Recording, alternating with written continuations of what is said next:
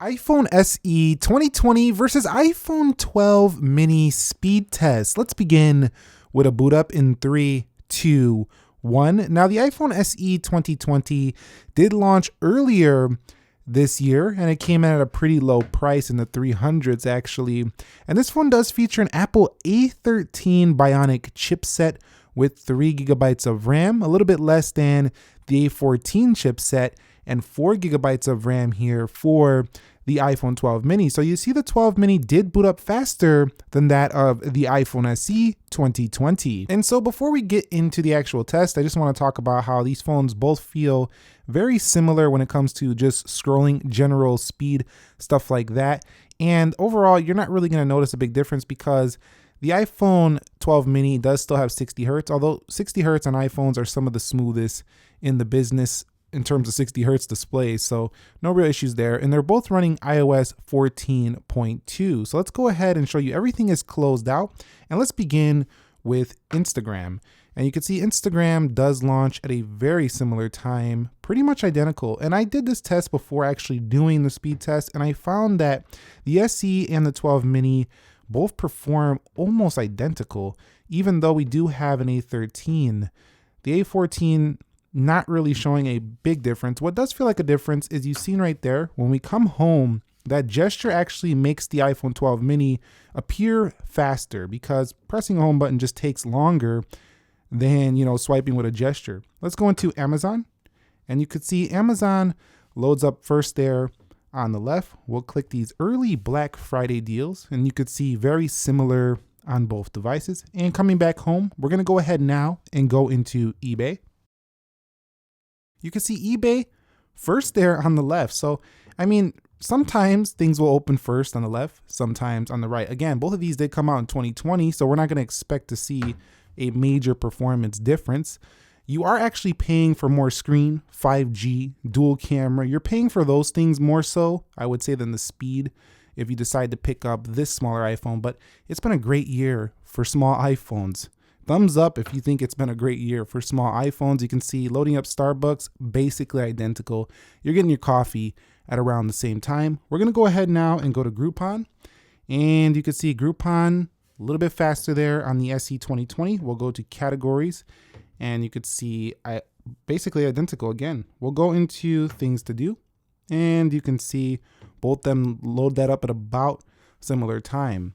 I do prefer the gesture though to the home button when it comes to speed. It just feels faster and it feels smoother. Although the mini has been having a little bit of a bug where when you swipe from the lock screen right now, at least as of the recording of this video, maybe it'll be fixed by the time you see this, but definitely having a little bug when unlocking from turning off or restarting. Sometimes the numbers don't work right now either. Some touch sensitivity issues. Let me know if you've been experiencing that, but ESPN loads very comparable on both.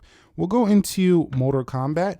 And you could see Mortal Kombat is definitely loading up there first on the iPhone 12 mini. Now, technically, this is the new generation processor A14, but again, you're not really going to notice this stuff. The A13 was no slouch. It wasn't behind, and it was still doing very well. And you could see both of these are playing games at rocket speed here. Although neither of these are my favorite phones for gaming, they don't get really warm under gaming. After a long session, maybe a little bit. But where they really suffer a bit is in the battery life when doing gaming. So especially if you're playing more graphically intensive games like PUBG Mobile, like Mortal Kombat, like Need for Speed, the stuff that actually has better graphics, not the easy games like we're going to show after this one, like Crossy Road, Temple Run, the smaller games. Those games typically don't use as much power. But that's one area where I don't really like these much for the gaming is the battery life gets drained a lot. Both of them loaded PUBG almost identically. The SE just popped up that little feature before I went into the actual game match. You can see right here, we do have a faster load there for the iPhone 12 mini. And we can go to yes to exit that game. We'll hit play. And that's because I was already testing those reloading the game menus. And you could see in here, pretty similar. One thing you'll note is that they're pretty similar size phones. It's just the iPhone 12 mini stretches that screen on a smaller body, but these are not, neither of these are actually as small as the original classic iPhone SE. We'll go here to Crossy Road. Here's another easy game. You can see the 12 mini, a little bit of a leap, nothing too serious. And we'll go here. And the difference could be down to connections. These are so close in speed that if you have maybe a slower Wi-Fi connection, these are on the same Wi-Fi network. If you have a slower Wi-Fi connection, one might be faster than the other. You can see that the iPhone 12 mini had that first. We're gonna go to learn here. We're gonna scroll through here and just kind of see what we get. Let's click this right here, and pretty similar. So it's gonna be down to the gestures, Touch ID, 5G, and we'll go to iMovie, and that was faster for the 12 mini, and we'll go into Geekbench. And you can see that was faster for the SE 2020. So I would say overall in speed, yes, technically we have a faster chip here. I think in some games you're gonna load it up faster here on the A14, but both of these phones are very fast here, and it was so close I really can't call either one faster than the other, at least in these day-to-day applications. Okay, so what we're working with here now is 4 gigs of RAM here, and we already have a reload for the iPhone 12 mini. Then we have a reload for the SE 2020 and Lightroom SE 2020 with a reload.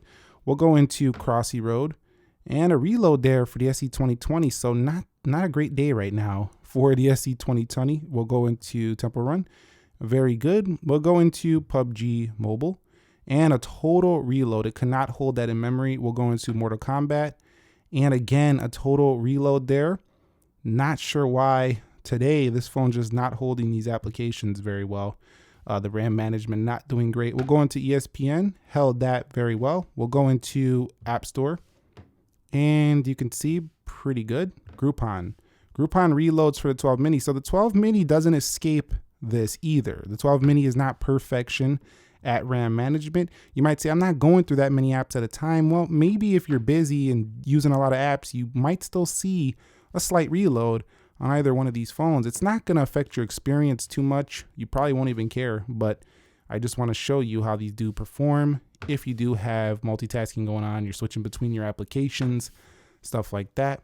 And both didn't really reload much on Instagram. So I would say that the SE definitely reloaded more applications, but the 12 mini wasn't perfect either. I still think the pros are better in this regard, but I would state that with the 4 gigs of RAM, you should expect more better reloads here for the iPhone 12 mini over the SE. Okay guys, so in the internet browser, I just want to note, just look how much screen you're getting for the 12 mini versus the SE 2020. It stretches the whole panel, and it's even smaller than the SE 2020, and the SE 2020 is a small phone as well.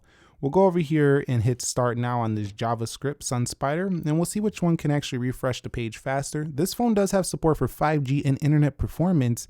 You're not always going to get it depending on your network, but you will get it quite a bit of time. But you can see even on Wi-Fi, just general browsing, the mini will refresh pages faster. It will run that internet a bit quicker with that A14. So yeah, the browsing experience is going to be faster for the 12 mini, but you won't notice it much because both of them are very good at pinch to zoom. We had a little bit of a touch sensitivity issue right there. I told you it's having some of those issues right now, but scrolling up and down, you're not going to notice a major difference. Both of them will get the internet browsing done on the day-to-day just fine, but you might appreciate more screen real estate here for the 12 mini in terms of stretching out versus the SE. I know they do have different aspect ratios though, so your video does get cut off by the notch a little bit where it doesn't with this traditional 16:9 panel for the SE. Okay, so let's go ahead now and run iMovie. We're gonna do this similar 4K clip here, and we're gonna go ahead and save the video and just kind of see which one can export this faster. I will be back when both of them are done exporting the clip.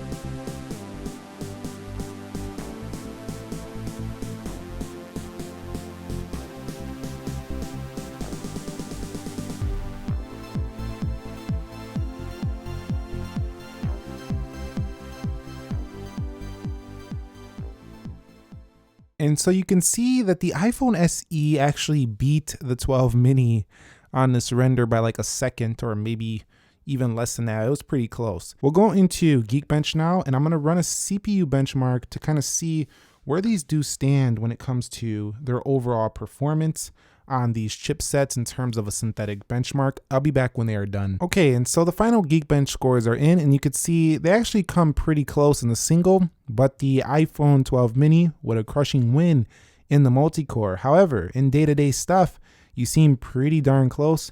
That could be down to that single core difference not being drastic. So at the end of the day, yes, the 12 mini does have a more powerful chipset. You didn't need to watch this to know that, but you see now, based on comparison, that the iPhone SE 2020 is still an amazing value. It's basically the same speed. You just have to sacrifice the Touch ID home button, the older design, dual camera. So there's a lot of sacrifices with not going with the 12 mini, but this is an excellent year for small iPhones. You finally have a smaller option. Now, for those of you saying, no, it's not the original size of the SE. Well, I mean, considering how we use our phones today, do you really want a 4-inch screen still? Let me know down below. But if you guys found this video helpful, entertaining, informing, do me a favor, click that like button for me and be subscribed to see the full comparison. As I use this 12 mini a little bit more, I will give you an analytical, in-depth, detailed review of these two. Be sure to be well. Nick here. I'll catch you all in the next episode, and peace.